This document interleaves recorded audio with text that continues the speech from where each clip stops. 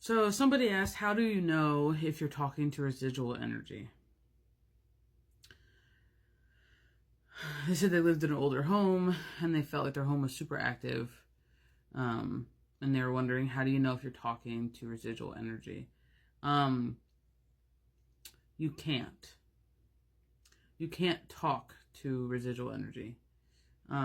You can't hold communications and conversations with residual energy. You can only receive residual energy because it is residual, because it is absorbed energies of the past playing on a loop. The loop never changes. The loop never ever changes in the fact of what occurs. So, I don't know.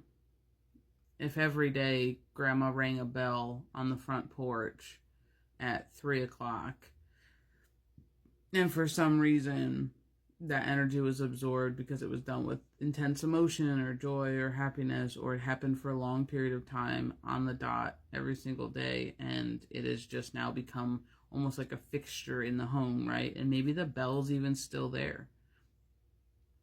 And you may hear a ding, ding, ding, ding, ding from the bell at 3 o'clock every single day. And then you might feel like you hear the door open or footsteps on the porch or something like that. Like, a lot of times those things are residual because they're absorbed energies and they're playing or echoing. Some people call it echoing back out as a loop. Now, if you can stop grandma and you can talk to grandma and be like, hey, grandma, and she's like, oh, hi, and you guys can hold the conversation, that's not residual, that's grandma. like that's not residual, that's grandma. Residual is the way that I think about it is unintelligible. And it's not that it's wrong, it's not that it's dumb, it's not any of that. It's just that there's nothing behind it really functioning for you to be able to interact with. So can you feel into residual energy? Yes, because it's energy. Can you receive information from residual energies? Yes. Will residual energies be able to answer a question? No. Will residual energies be able to hold a conversation? No. It's just an echo. It's like if you shouted into a cave, hello, hello, hello, hello.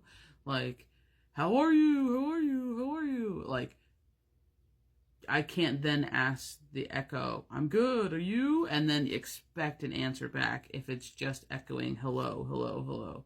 Like, and you gotta think of it that way. It's just playing out the same thing on repeat, the same 30 seconds, the same 15 seconds of energy that's been absorbed. A lot of times older homes or wood or anything really porous, honestly, with a ton of history that is usually backed by great emotion is usually absorbed. Someone died there, great emotion, right? Also a transition. Extreme joy, love, attention, anything that with sickness or ailment, like hospitals and stuff like that. But also great grief, war sites, murders, battlefields, like stuff like that. A lot of that stuff is usually seeped in to the ground or to the wood or to the porous materials around it, and stuff like that. But basically, if it's responding to you intelligibly, then it's not residual and it's something else. So I hope that helps. I know a lot of people may already know this information, but for the people who don't, that's pretty easy, simple way to realize if you're talking to, aka holding a conversation and receiving information based on what you're asking, it's not residual. Now, 4:24 on the clock.